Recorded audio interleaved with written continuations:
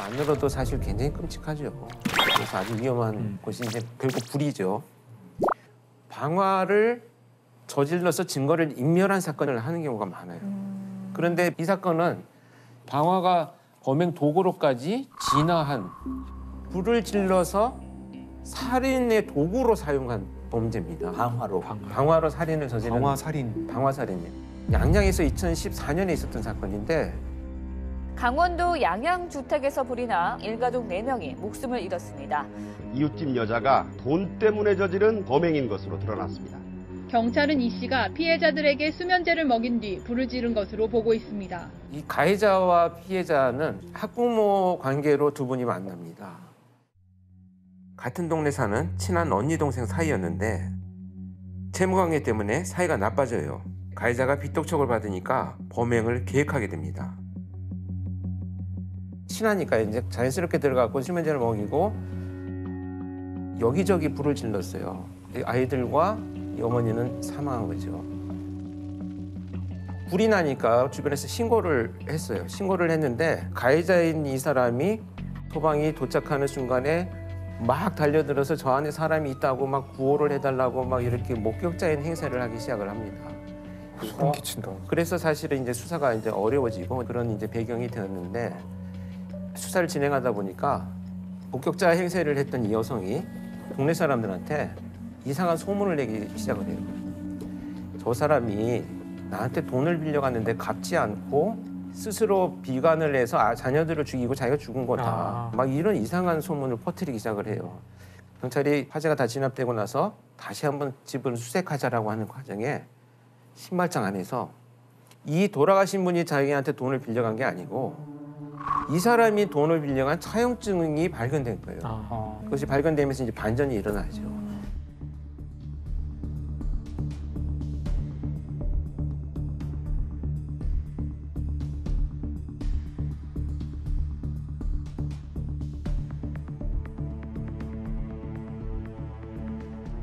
현장에서 그 방화로 의심되는 흔적들이 많았다고요? 특히 화재 현장에 가면 우리가 가장 먼저 화재 감식을 할 때 하는 것이 일단 바닥을 다 드러냅니다. 그래서 발굴을 한다 그러는데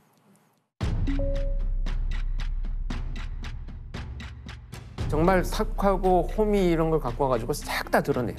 그리고 바닥을 보기 시작을 하는데 이나무질을 막 이렇게 뿌리잖아요. 물결 형태의 흔적들이 그대로 남아 있어요.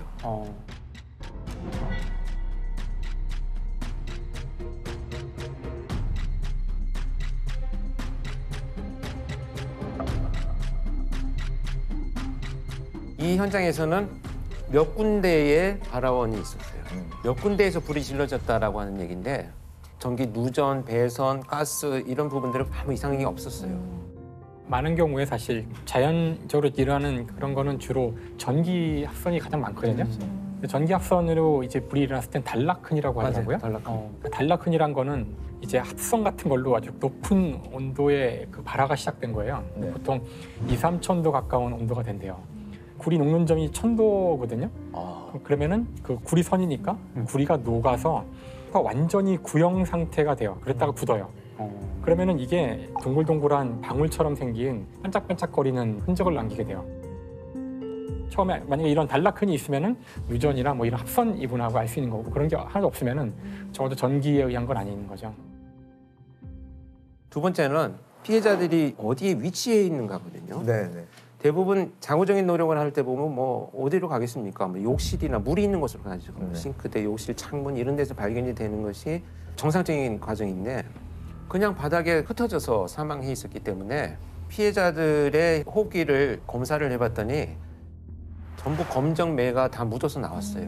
그러니까 호흡을 하고 있었다는 건데 이렇게 숨을 쉬고 있으면서도 불구하고 자구적인 노력을 못했다면 약물이나 기타 뭐 여러 가지 범죄 피해를 이미 당했을 가능성이 있으니까 부검 시에 약물 검사를 훨씬 더 많이 의뢰를 하죠. 지금 이 사건에 있어서는 다량의 수면제들이 발견이 됐기 때문에 계획적인 범죄다 이런 판단을 할 수 있는 단서가 돼 있는 거죠.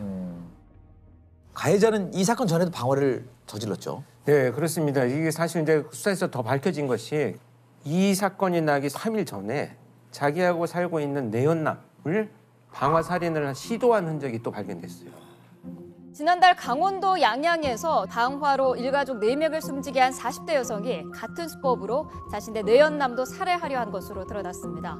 경찰은 내연남의 보험금 1억 7천만 원을 가로채려고 범행을 저지른 것으로 보고 있습니다. 근데 이 불을 이용했다라고 하는 것은 네. 어떤 그 심리적인 성향일 성향과 아주 깊은 관련이 있다고 봐요. 그래서 가해자 같은 경우에도 방화로 평상시에 스트레스를 풀어왔던 것으로 보여져요. 네네. 지금 5년간 1년에 한두 번 정도는 자기가 화상을 입은 흔적들도 나타나고 있거든요.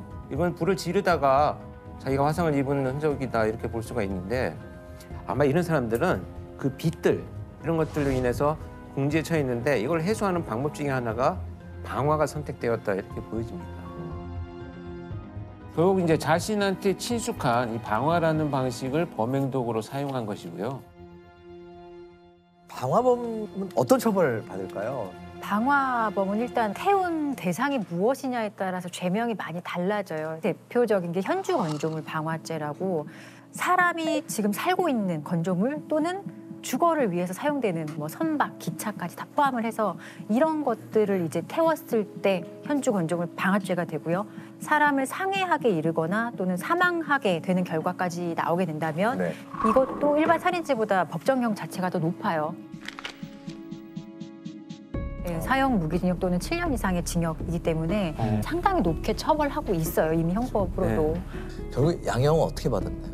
그래서 결국은 이제 사형이 구형이 되고 무기징역으로 선고가 났죠. 그래서 그만큼 위험성이 있고 계획적인 범죄다는 것을 법정에서도 인정한 사건이 되겠습니다.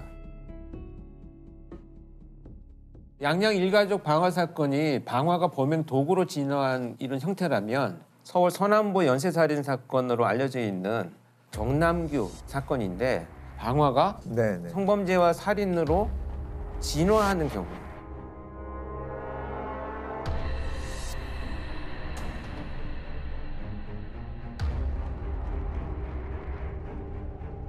최근 서울 남서부 지역에서 여성들이 잇따라 피습되면서 주민들이 공포에 떨고 있습니다. 지난 9일에는 보라매 공원에서 20대 여대생이 흉기에 찔려 숨졌습니다.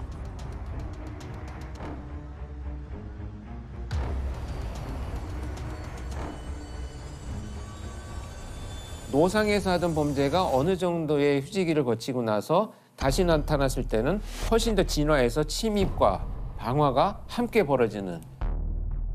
그래서 그 이후 사건에서는 거의 대부분 이제 방화가 이루어졌고요. 서울 봉천동 주택에서 불이 났습니다. 범인은 둔기를 휘두른 뒤 불을 지른 것으로 추정하고 있습니다. 남매 3명이 주택 화재로 숨졌습니다. 경찰은 방화 가능성에 무게를 두고 범인은 자매의 머리 부분만 집중적으로 폭행한 뒤 불을 지르고 달아났습니다. 사실 저희가 다 투입되었던 유영철, 정남규, 강호순을 보면 방화 범죄가 다 있어요.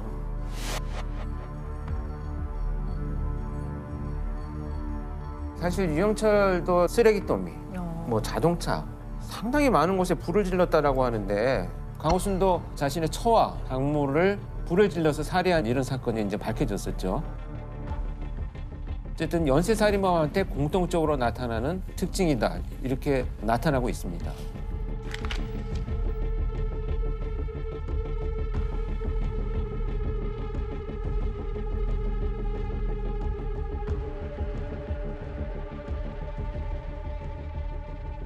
프로파일링의 대상 범죄가 뭐냐면 살인, 성범죄, 그리고 방화예요. 방화가 거기 들어가요. 방화가 그러니까 세 개의 사건은 하나의 카테고리 안에 들어있다고 보시면 돼요. 대표적인 특징은 뭐냐면 자극이 사소하게 시작을 해서 멈추어 있지 않다는 겁니다. 계속 발전하고 더 큰 자극을 원하기 때문에 그 정도 선에서 절대 머무르지 않아요. 그러니까 방화 범죄도 처음에는 쓰레기 더미에 몰래 불을 지르고 막 사람들이 뛰쳐나오면 막 즐거워하던 이런 감정에서 이제는 사람들이 불타는 것도 보고 싶은데 더 큰 쾌감을 얻기 위해서 점차 규모가 커지고 잔혹해지는 경향성이 반드시 존재합니다.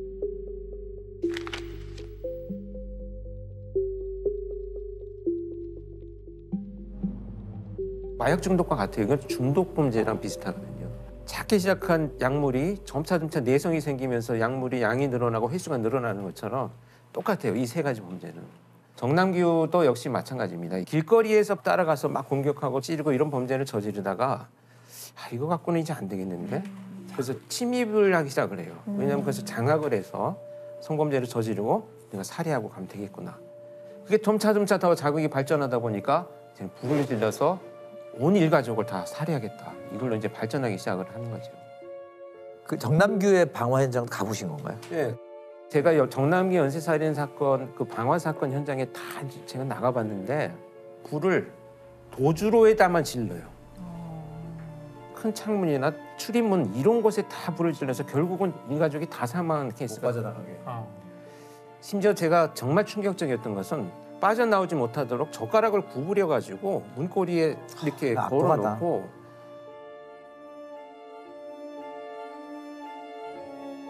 방범 창살이 있잖아요. 그 반지하 같은 곳인데 피해를 입은 곳이 거기에 손잡이를 잡고 이렇게 들여다보는 흔적이 있는 거예요. 그래서 제가 그 방범 창살에 먼지가 가득한데 두 줄의 손잡이가 딱 있는 거예요. 물론 장갑 자국이긴 했지만 그래서 야 이걸 정말 불을 질러놓고 그 안에서 피해자가 고통스럽게 그 죽어가는 모습을 얼마나 이놈이 바라봤겠느냐라는 생각을 할 때는 막 그 끓어오르는 분노가 참을 수가 없을 정도였죠. 그래서 프로파일링 보고서를 결국 만들어서 수사팀에 브리핑을 했는데 범인의 족적이 장은방으로 이어지고 또 여성과 아동이 있는 방만 집중됐다라는 것에서 이 소심한 공격성을 지닌 자라고 분석을 했고요. 평상시에 자기 의사표현이 미숙하고 자아 정체성이나 자기 효능감이 굉장히 떨어져 있고 이런 사람일수록 자기가 지배하는 상황이 됐을 때 공격성을 훨씬 드러내면서 오랫동안 피해자를 공격할 수 있다. 그런 점에 착안을 해서 탐문을 할 때도 실제 범죄자는 반대적 성향을 갖고 있을 것이다라는 것을 수사팀에 제안을 했었었죠.